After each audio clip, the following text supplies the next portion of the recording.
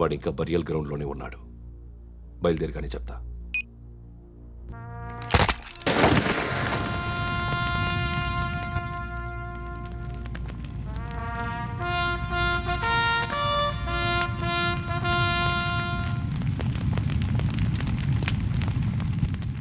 ఒక్కసారి కాదు, అలీబాయ్ గాడిని 100 సార్లు ఉరి తీయాలి.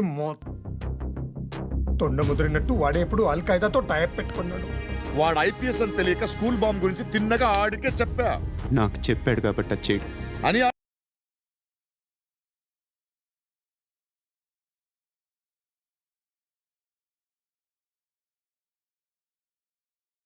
అంటే వాడు ఉండకూడదు. నా ప్లేస్లన్నీ వాడికి తెలుసు. అవన్నీ మార్చేయండి, వాటిని వదిలిపెట్టకూడదు.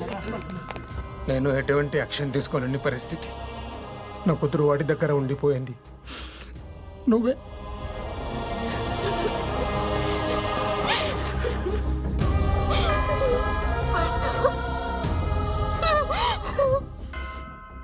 నేను ఇప్పుడు వెళ్తున్నాను సార్.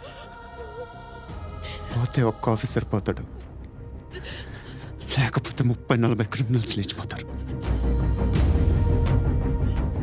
శృతి మీ దగ్గరే ఉంటుంది.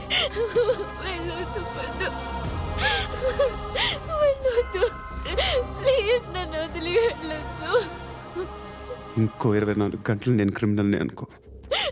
ప్లీజ్ వెళ్ళొద్దు.